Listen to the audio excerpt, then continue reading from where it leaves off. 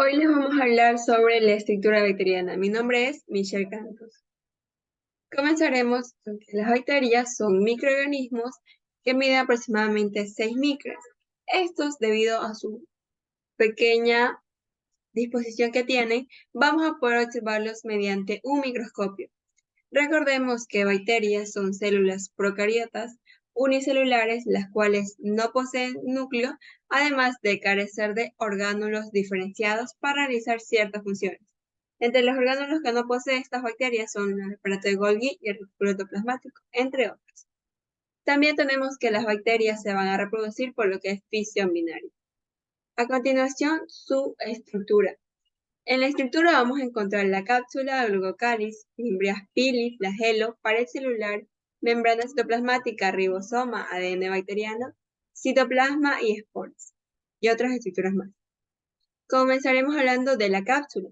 La cápsula es este material mucoide que va a rodear la bacteria y está constituido principalmente por polisacáridos y polipéptidos, lo cual le va a proveer ese poder patógeno, además de evitar la fagocitosis y de brindarle la forma y rigidez a la bacteria. Esta cápsula vamos a poder observar en lo que es la bacteria como los neumococos. La pared celular es la que va a sostener la membrana citoplasmática, donde vamos a encontrar en esta capa la capa de los peptidoglucanos, que en las gram positivas tiene una gran cantidad de peptidoglucanos y en las gram negativas una poca cantidad de peptidoglucanos. También tenemos la membrana celular o membrana citoplasmática.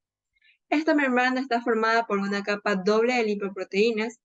Esta membrana es selectiva y semipermeable, además de que esta va a transportar nutrientes y excreta productos. Contiene ciertas invaginaciones llamadas mesosomas. Tenemos el mesosoma lateral y el mesosoma de tabique. El mesosoma lateral es el cual se encarga de secretar proteínas y el mesosoma de tabique es el que sostiene el ADN. También tenemos una estructura importante en la bacteria que es el cili. Este va a servir para adherirse a las superficies. También está formado por una proteína llamada pilina. Tenemos un pili sexual, que es el que sirve para la conjugación bacteriana. Tenemos el citoplasma. Este citoplasma es la región fluida de la célula, lugar donde ocurren ciertas reacciones químicas. En el citoplasma vamos a encontrar lo que son ribosomas, ADN bacteriano o nucleoide y también las inclusiones citoplasmáticas que no se encuentran. El ribosoma es el que se encarga de la síntesis de proteínas. También te encontramos en lo que es el ADN o nucleoide, que es una zona densa donde se encuentra el ADN de forma circular en las bacterias. También tenemos inclusiones citoplasmáticas, que son aquellas que van a servir para reservar energía. Y el flagelo que podemos observar aquí, esta es la estructura que sirve como locomoción para la bacteria, para que ésta pueda dirigirse a ciertos órganos y proveer su crecimiento en ellos. También tenemos las esporas. Las esporas son unas estructuras resistentes que le confieren cierta protección a la bacteria. Ahora vamos a hablar de la clasificación de las bacterias. Las bacterias se van a llegar a clasificar de acuerdo a su forma. Tenemos cocos, bacilos, espirilos y víbrios. En los cocos tenemos que recordarnos a un coco. Tenemos un coco circular, ya. Diplococo, tenemos dos cocos. Estafilococcus, para hablar de Staphylococcus, cuando vayan a observar el microscopio, recuerden un racimo de uva. Tenemos Staphylococcus. Tenemos también lo que son Streptococcus, que van en forma de cadenas, recuerden, cadenas. Tenemos a las tetradas, que van en forma de grupos de 4, y también tenemos sarcinas, que son en forma de cubos. Serían sarcinas en cubos, tetradas en cubos, ¿ya? Tenemos también los bacilos. Los bacilos podemos tener solo bacilo aquí o diplobacilos, que son dos bacilos. Streptobacilos ya serían bacilos en cadenas. También tenemos los espirilos. Los espirilos son estas estructuras de una forma muy peculiar que vamos a observarlo en lo que es el microscopio.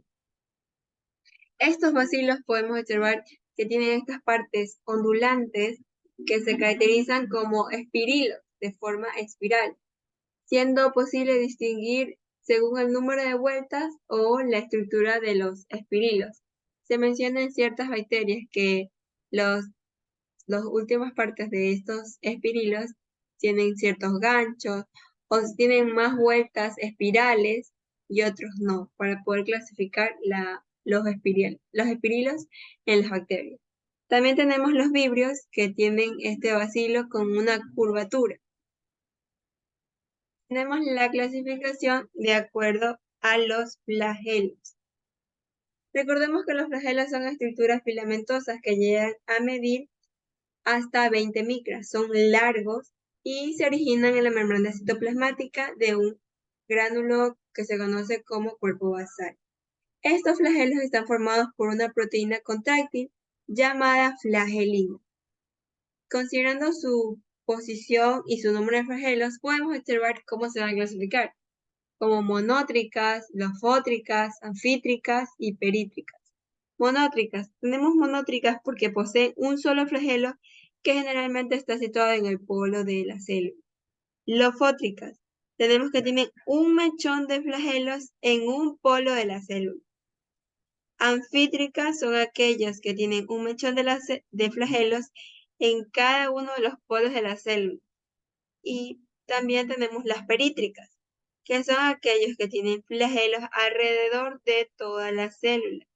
Sin olvidar y dejar atrás lo que son los flagelos átricos, que son aquellos que no tienen flagelos, por eso son átricos.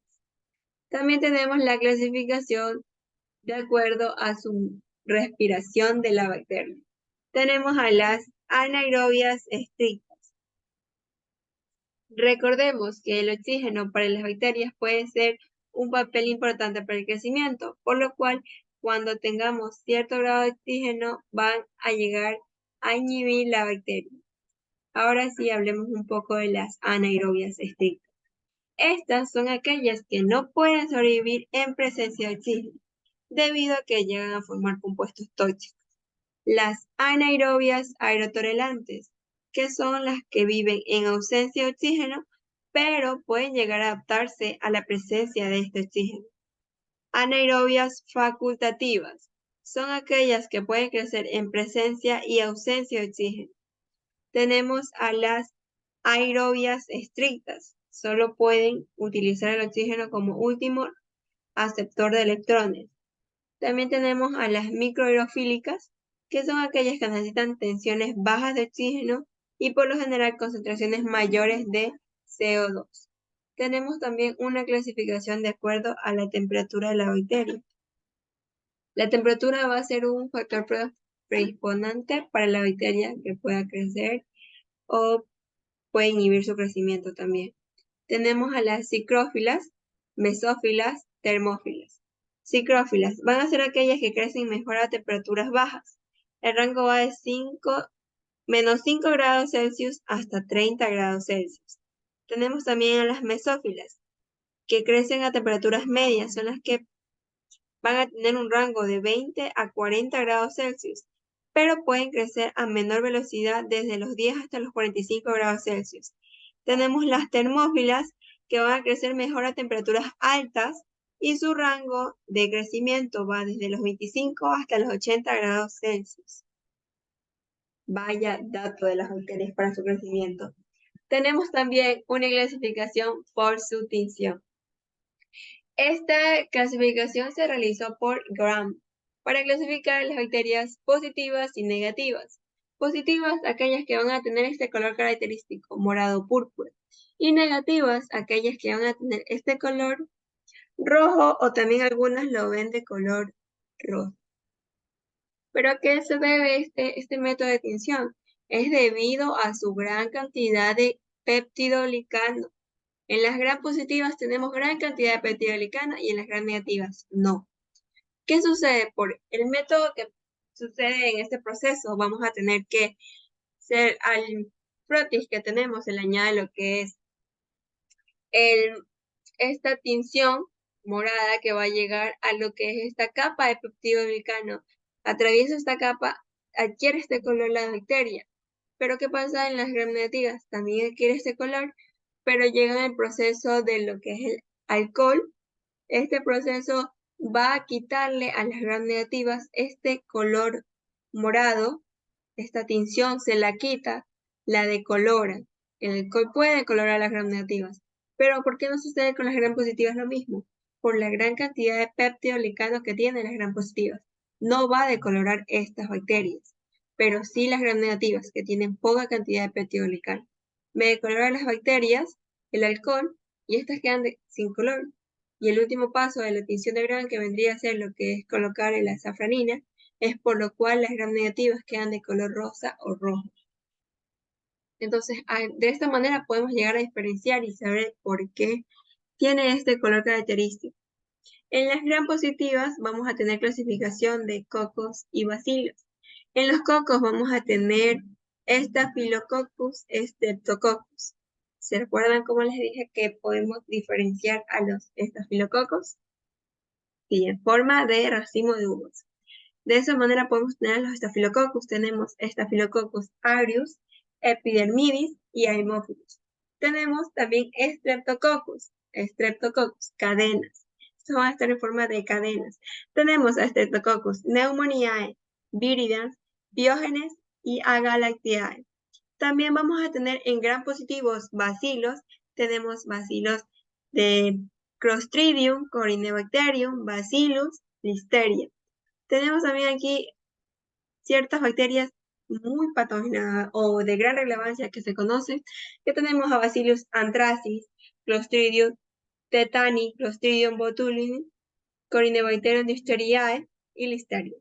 También tenemos la clasificación en gram negativos. Cocos gram negativos de color, ¿qué color recuerden? Rojo o rosa. Tenemos a la Neisseria, dos importantes veces de la Neisseria. Tenemos Neisseria meningitidis y Neisseria gonorrhoeae. Tenemos Moraxella, tenemos también bacilos. Tenemos bacilos como Salmonella, Shigella, Klebsiella, Legionella, Bordetella, Brucella y otros más. Recordemos que las bacterias en nuestro día a día la tenemos en nuestra microbiota normal. Estas bacterias son parte de nosotros, solo que en condiciones anormales estas bacterias se van a volver patógenas. Pero ahí todos tenemos bacterias, así que es parte de nuestro organismo. Son bacterias buenas. Muchas gracias. Nuestra bibliografía fue de Romero Cabello y el de microbiología y parasitología Romero Cabello y de Yawitz, microbiología. Gracias.